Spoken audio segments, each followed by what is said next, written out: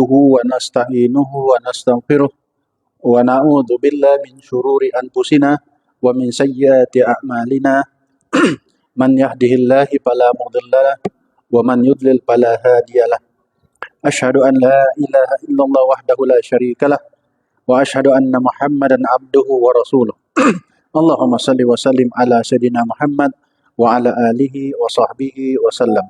Rabbi syrah li sadri wa yassir li amri wahlul 'uqdatan min lisani yafqahu qawli.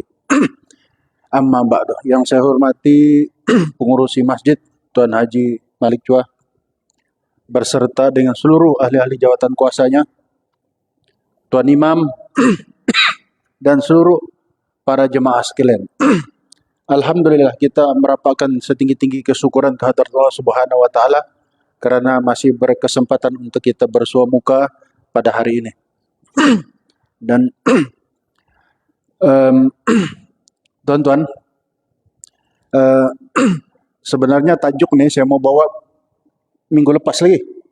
Nah, tapi kita sebab-sebab teknikal yang tidak dapat sebab-sebab teknikal maka kita memberikan ruang kepada. Jadi alhamdulillah kita masih lagi berbicara tentang peristiwa Isra dan Mi'raj. Walaupun sudah ramai berbicara dan kalau umur kita 60 tahun, sekurang-kurangnya kita sudah pernah dengar cerita Isra dan Mi'raj ini tidak kurang 30 kali. Kalau umur dia 50 tahun. Kalau umur dia 70 tahun, tidak kurang daripada 50 kali dengar cerita Isra dan Mi'raj. Banyak sudah. 3-4 hari yang lalu, seminggu yang lalu pun sudah banyak orang bercakap pasal Isra dan Mi'raj. Nah, nih tonton. Jadi begitulah satu peristiwa yang luar biasa yang berlaku hanya kepada Nabi sallallahu alaihi wasallam. Dia tidak pernah berlaku selain daripada Nabi-Nabi Muhammad, selain daripada Nabi Muhammad sallallahu alaihi wasallam.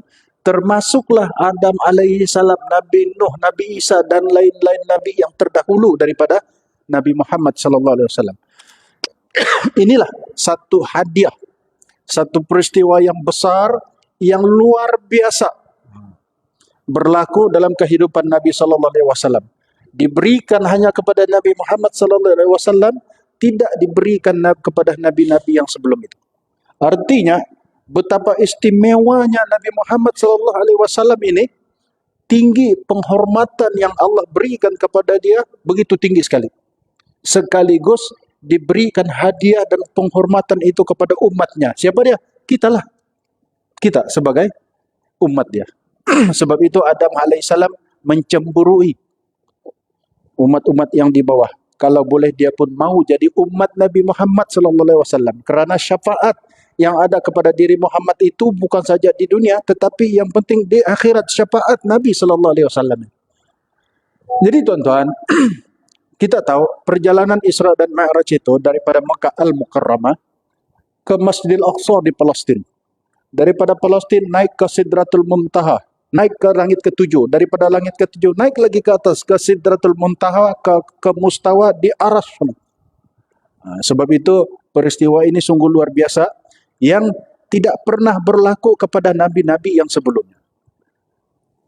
Objektif ataupun tujuan Isra dan Mi'raj ini banyak dia punya objektif. Di antaranya yang pertama sekali adalah untuk menerima perintah solat yang kita kerjakan sehingga hari ini. Kalau wahyu-wahyu, zakat, haji, pengharaman riba, darah, jual beli, semua wahyu itu diturunkan dari langit, dibawa kepada malaikat Jibril melalui perantaraan, kemudian diberikan kepada Nabi sallallahu alaihi wasallam yang berada di bumi. Tetapi perintah solat ini Nabi dijemput, diundang khas sebagai VIP, naik ke atas langit semata-mata untuk menerima perintah solat. Nih tuan-tuan, maknanya perintah solat itu begitu istimewa sekali kepada kita.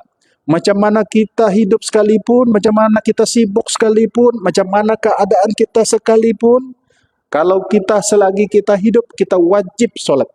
Itu penting tuan-tuan. Kalau kita sehat sembahyang, kalau kita tidak sehat bertungkat, Duduk cara orang sakit, berkerusi ataupun bersandar. Tidak boleh bersandar berbaring. Tidak boleh bergoyang, mata saja. Kan? Mata saja bergerak, memberikan isyarat. Maknanya dia masih solat.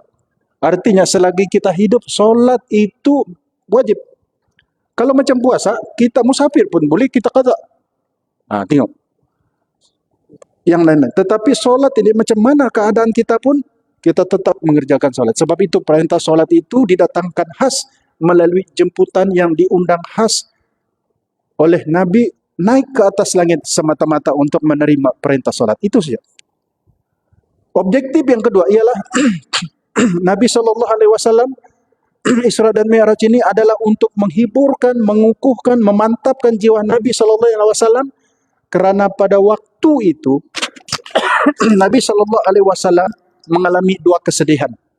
Dia kematian dua orang yang sangat disayanginya, yaitulah istrinya Khadijah dan pakciknya Abu Talib. Mati istri nih yang pertama.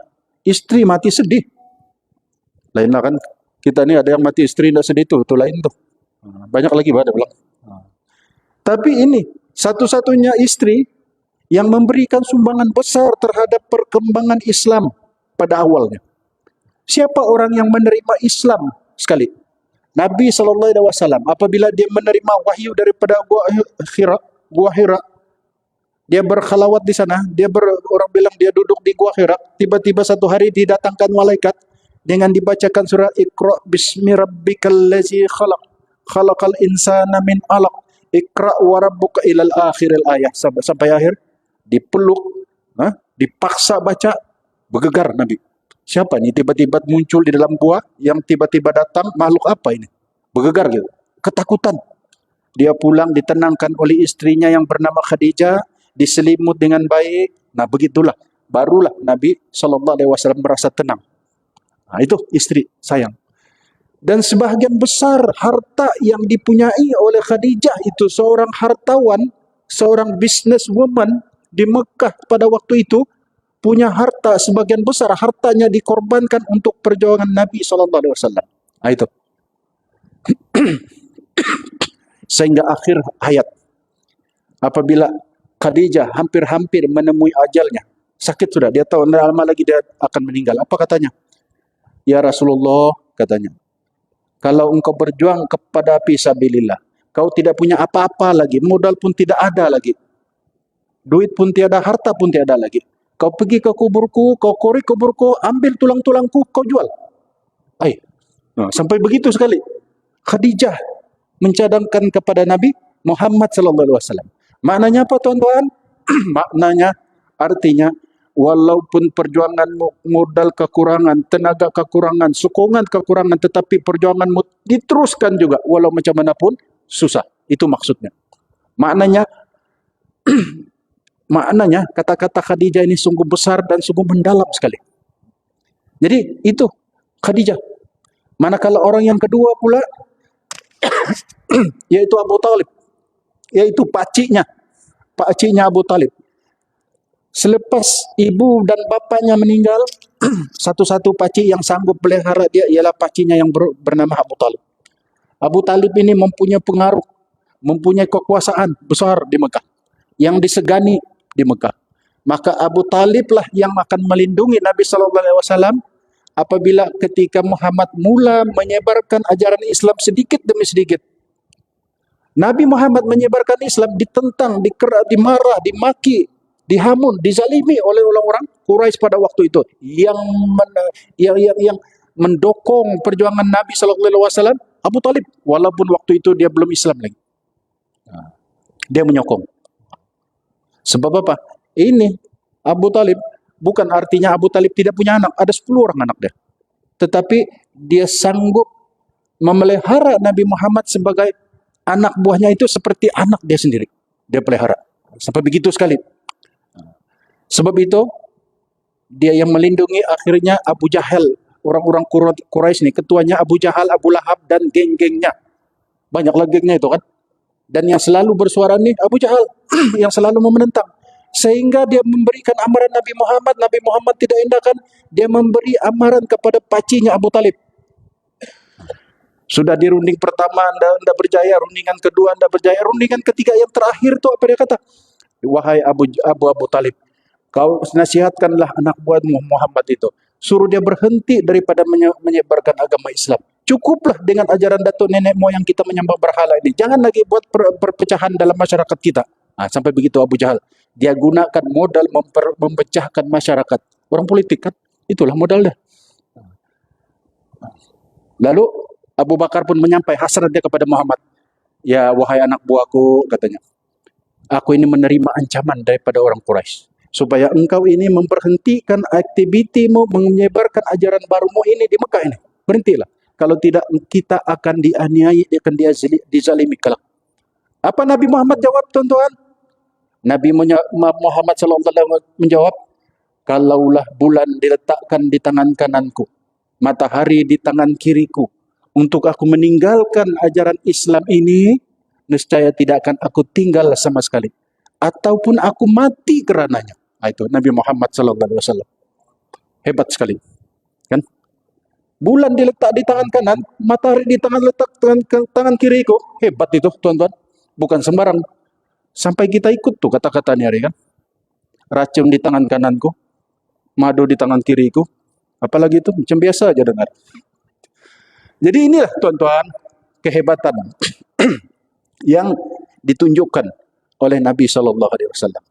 Nah, walaupun pada akhirnya Abu Talib itu tidak sempat mengucap, tidak Islam, tidak sempat mengucap 2 kalimah syahadat. Jadi tuan-tuan,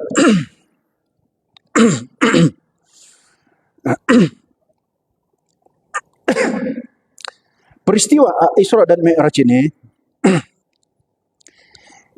dia terbagi kepada sebelum, semasa, dan selepas.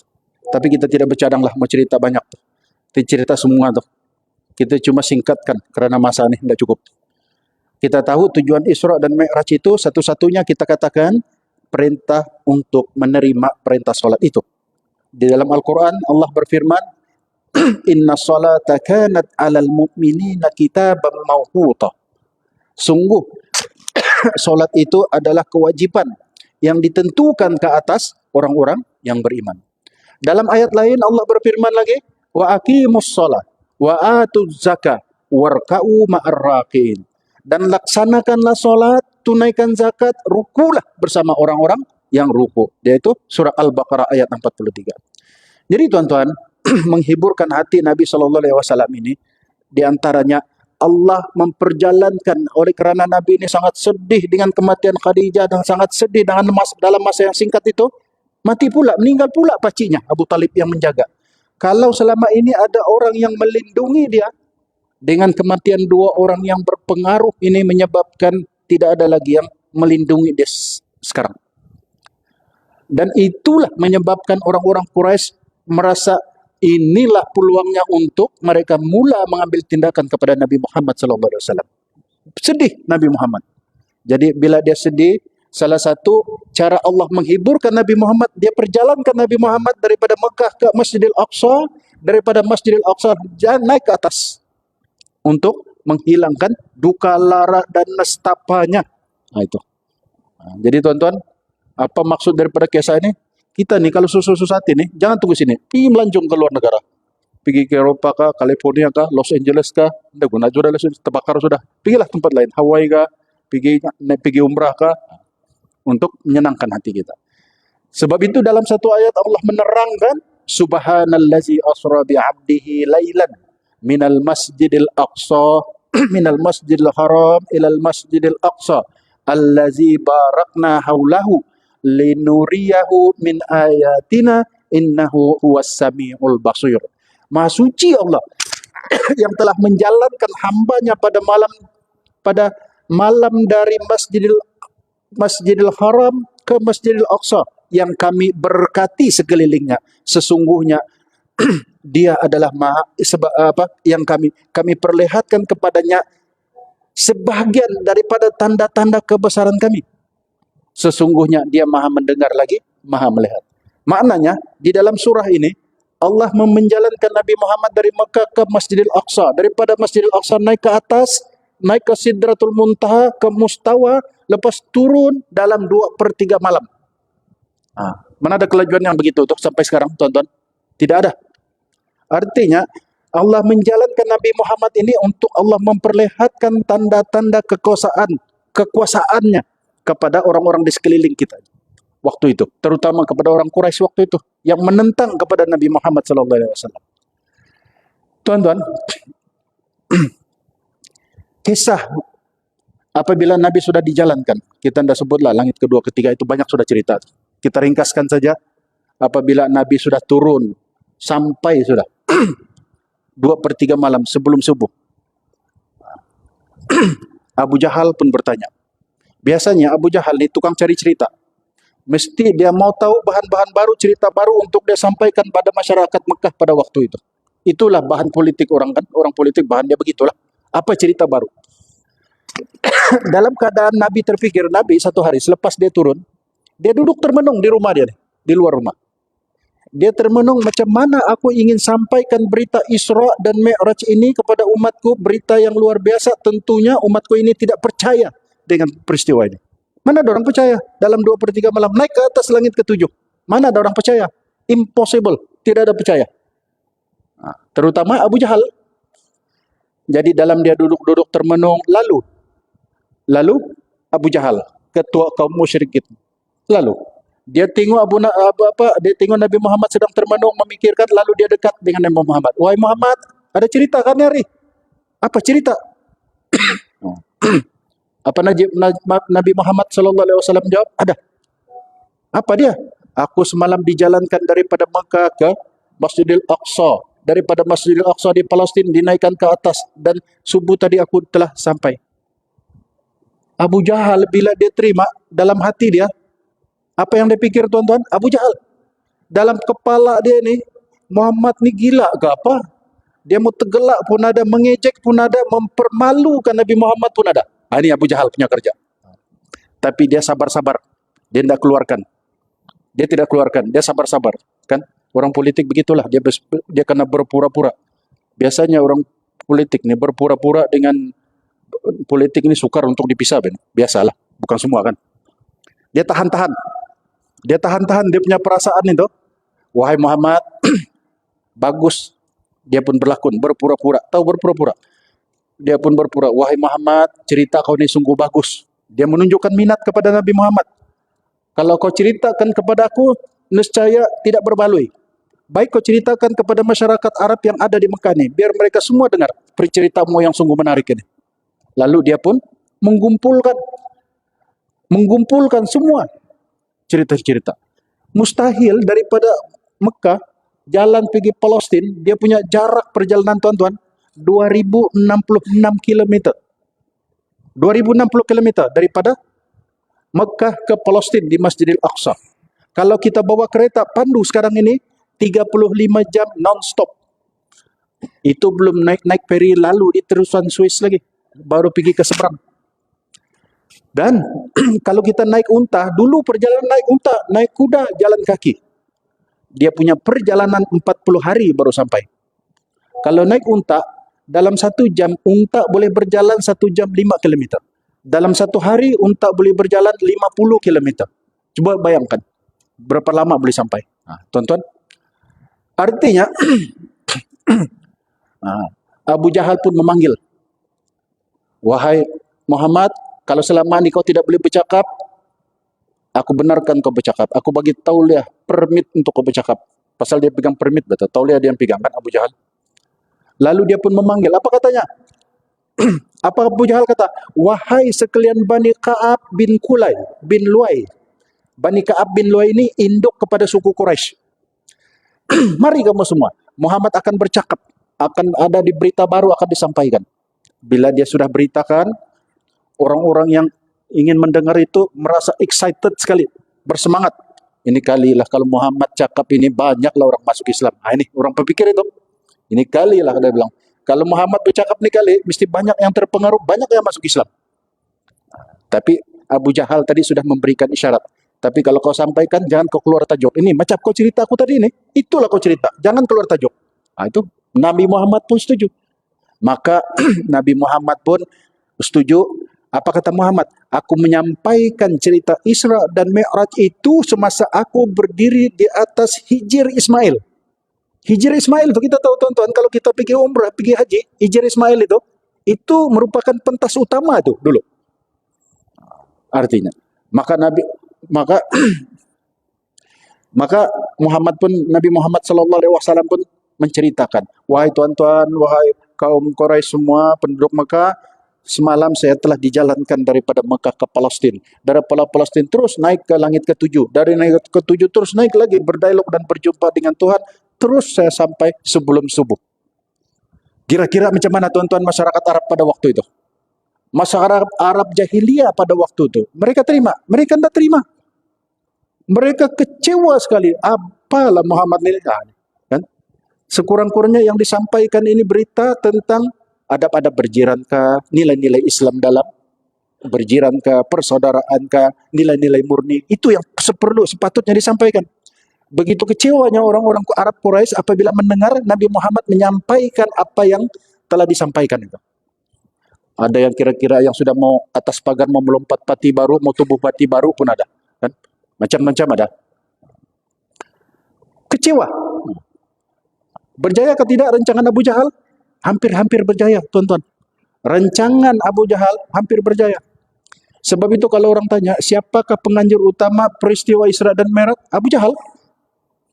Dia yang panggil. Dia suruh Muhammad untuk bercakap di pentas utama di Mekah dan dia panggil lagi orang-orang Mekah pada waktu itu.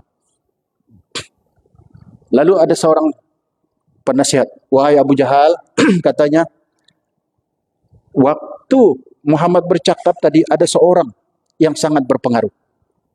Dia tidak hadir dalam majelis ini tadi. Di mana dia punya cakap itu, kalau dia sokong kita, dia dokong kita, dia perakui dengan cakap-cakap kita ini, nescaya lagi berjaya kita punya perancangan. Siapa dia? Abu Bakar As-Siddiq. Nah, ini tuan-tuan, Abu Bakar. Abu Bakar ini orang yang utama, yang punya pengaruh di Mekah juga, dan kata-katanya itu didengar oleh masyarakat Quraisy pada waktu itu. Maka berbondong-bondonglah orang-orang Arab berjalan ke rumah Abu Bakar di Hotel Hilton Hotel itu sekarang kalau kita tengok. Berjumpa untuk menemui Abu Bakar, memberitahu kabar terbaru yang diperolehi oleh Muhammad. Lalu Abu Bakar pun tengok ramai yang datang nih. Biasa yang datang tuh kalau Islam, Islam saja kan. Kalau yang bukan Islam, Islam saja. Ini dua, bukan Islam datang, Islam pun datang. Penyokong datang, pembangkang kerajaan pun datang. Dua-dua ada. Membentuk kerajaan perpaduan mengkali agama. Jadi dalam hal ini tuan-tuan, Abu Bakar terkejut. Apa hal ini? Abu Jahal terus memberitahu. Wahai Muhammad, kau tidak dengar ke berita? Muhammad telah bercakap di pentas utama tadi. Dia sudah berjalan daripada Mekah ke Palestin. Dari Palestin naik ke atas. Dan sebelum subuh dia sampai. Kau percaya? Apa jawab Abu Bakar? Tuan-tuan, kata-kata Abu Bakar ini merupakan penentu suhu politik Mekah pada waktu itu. Dialah yang akan menentukan nasib umat Islam dan Muhammad pada waktu itu. Dia silap cakap, habis. Nah, itu kata-kata Abu Bakar. Apa kata Abu Bakar? Benarkah apa yang diucapkan? Benar dia cakap. Lalu dijawab oleh Abu Bakar, kalau biasanya wahyu itu turun dari langit, Muhammad yang menerima, itu aku percaya. Dan apa salahnya sekali-sekali Muhammad naik pula ke atas, terima wahyu. Aku percaya. Kecewa Abu Jahal. Kecewa. Engkau percayakah Abu Bakar? Peristiwa ini tidak masuk akal. Kenapa aku tidak percaya? Coba kau tengok. Daripada kecil kita hidup bersama dengan Muhammad sampai kanak-kanak, sampai zaman dewasa, sampailah kita tua ni. Pernahkah kau melihat Nabi Muhammad SAW menipu walaupun sekali? Nah, itu modal dia. Sekali dia penipu. Pernahkah? Ini modalnya. Apabila dia sudah mendengar begini, orang-orang yang atas pagar tadi itu, yang mau melompat pati baru pun tidak jadi.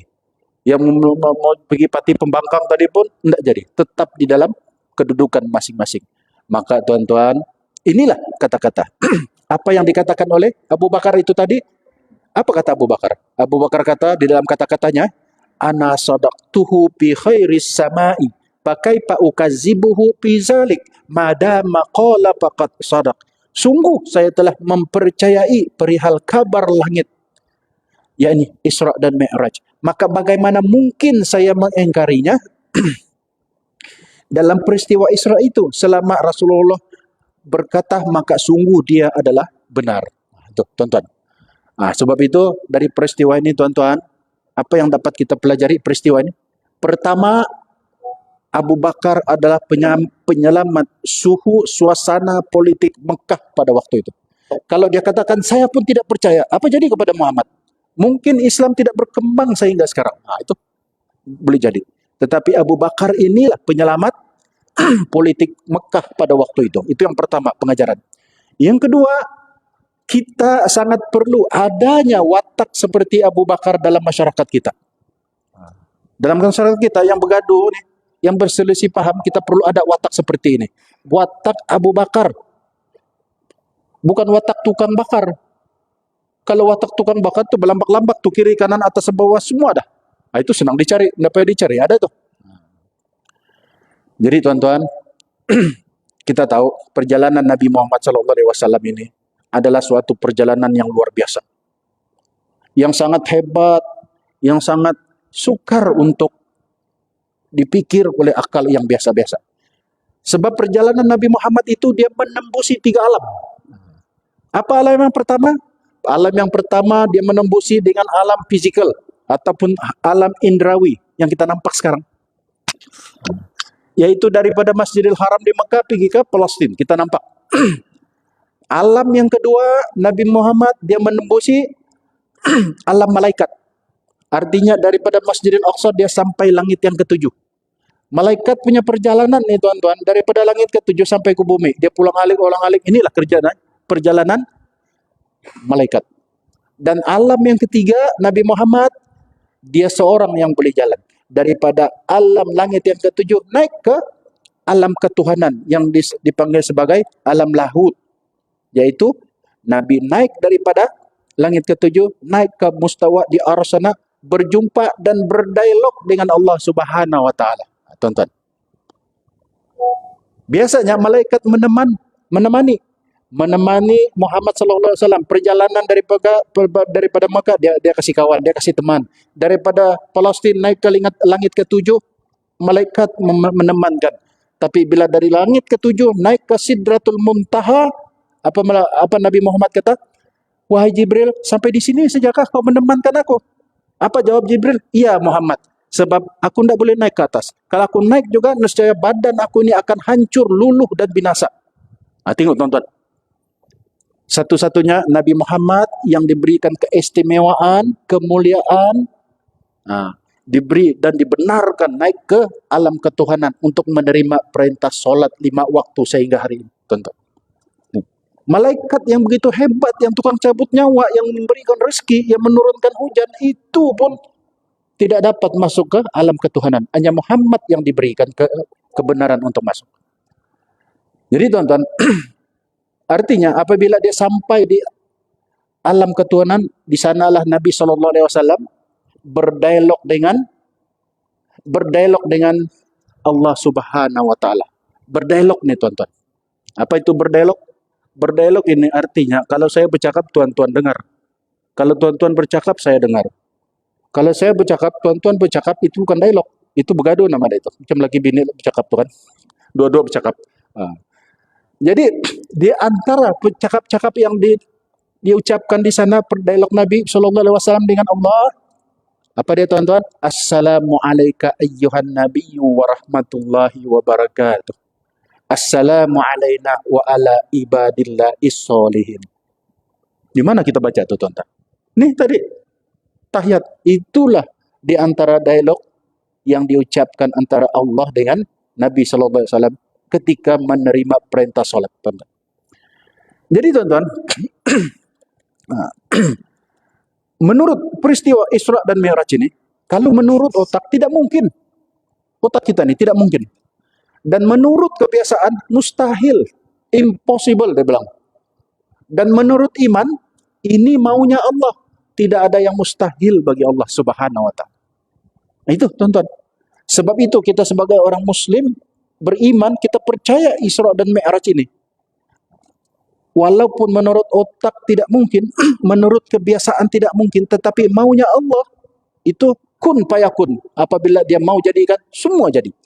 Contoh tuan-tuan, kalau kita tengok setiap manusia yang ada, kita lihat nih, bila ada manusia mesti ada ibu dan ada bapaknya. Itu lumrah, itu kebiasaan. Kan? Itu menurut otak. Tapi Adam alaihissalam dan Hawa dijadikan tanpa bapak dan tanpa ibu. Itu maunya Allah. Hebatnya. Itu. Yang kedua, Nabi Isa. Ada ibu, tiada bapak. Kehebatan. Tengok. Maunya Allah, dia jadikan. Tapi masyarakat sekarang pun tidak kurang tuh. Yang ada ibu, bapak, tidak ada banyak. Atau belambak-lambak pun ada. Itu lain sudah itu. Yang ketiga, kita tengok. Api itu biasanya membakar. Tetapi tidak kepada Nabi Ibrahim alaihissalam. Tidak. Sebab itu Allah Subhanahu wa taala berfirman di dalam Al-Qur'an surah Al-Anbiya ayat 69, dia berfirman, ya naru kuni bardan wa salaman ala Ibrahim. Wahai api, jadilah engkau sejuk sejahtera ke atas Ibrahim alaihissalam. Tengok kan. Mengikut otak, menurut akal, api itu panas dan membakar, tetapi tidak kepada Nabi Ibrahim. Itu maunya Allah. Itu menurut iman, maunya Allah begitu. Begitu juga terhadap tongkat Nabi Musa yang membelah laut ketika dikejar oleh Fir'aun. Ketika dia dikejar, Allah perintahkan supaya Musa memukul laut itu, membelah, dijadikan jalan untuk dia dan pengikut-pengikutnya dapat meloloskan diri daripada dikejar Fir'aun. Maka bukan saja dia dapat lari, ikut jalan itu, pengejar-pengejar, pengikut-pengikut Fir'aun dengan Fir'aun sekali ikut dalam itu. Maka mereka selamat, dipukul semula. Fir'aun dan pengikutnya tenggelam dan mati di dalam lautan. Sebab itu mayat Fir'aun itu masih ada lagi di Mesir. Kalau kita mau tengok mayat Fir'aun itu, datanglah di Mesir. Tengok. Ada tuh. Di piramid sana, di Gaza. Jadi tuan-tuan, inilah artinya setakat ini apa kita tengok, peristiwa Isra dan Mi'raj ini menunjukkan diantaranya, menunjukkan kepada kita zaman semakin bertukar dan semakin canggih. Kan? Semakin maju, manusia semakin bertukar keadaan, suasana, keadaan di kehidupan kita. Dulu orang jalan naik unta. Kita ini sekarang, dulu masa 40-50-an dulu lah. Kalau datuk nenek moyang kita nih pergi ke Beaufort, pergi ke Tawau, sedangkan jalan kaki. Biasa tuh, biasa jalan kaki. Berhari-hari, berbulan-bulan sampai. Biasa. Bertukar masa, semakin canggih, diciptakan basikal. Orang pun naik basikal. Bertukar lagi masa, orang pun cari, dipasangkan motosikal. Laju sedikit. Dan ada kereta, lagi laju. Kemudian dicipta kapal terbang, lagi laju. Kecepatan yang berhari-hari bila naik kapal terbang 40-50 menit sampai. Itu maknanya kecepatan masa menunjukkan kan, sebagai satu simbolik bahwa satu masa nanti masa akan bertukar daripada zaman kuno kepada zaman yang lebih modern, yang serba canggih. Dulu jalan kaki. Kalau ada orang tanya, dia bilang, mau pergi mana kau Pakcik? Pergi Tawau, dia bilang. Naik apa kau? Tidak ada naik apa-apa, jalan kaki. Kira-kira apa dalam pikiran kita? Uang, dia bilang. Kau tengok si Anu tu Pakcik itu, jalan kaki dia pergi Tawau. Kenapa tidak ada kereta? Macam mana kena susah pun tidak akan orang jalan kaki. Kenapa dia bilang jalan kaki? Tidak tahu. Putus wayar kali dia bilang. Jadi tuan-tuan, itu zaman dahulu. 5, 60, 70, 100 tahun yang akan datang nanti, lagi berubah gitu. Kan? Sekarang, anak kita daripada Sandakan, hari raya parking kereta Toyota di sebelah kiri rumah kita. Anak kita daripada Tawau parking kereta Proton Saga di sebelah belakang rumah. Kan? Anak kita daripada Lahadatu parking Hondanya di sebelah kiri rumah. 60 tahun, 50 tahun akan datang, anak kita yang di Hawaii dia punya Super Puma helikopter parking sebelah rumah kita. Kan? Anak kita yang daripada Hong Kong dia punya jet tu dia parking sebelah kanan rumah. Tidak mustahil. Kan?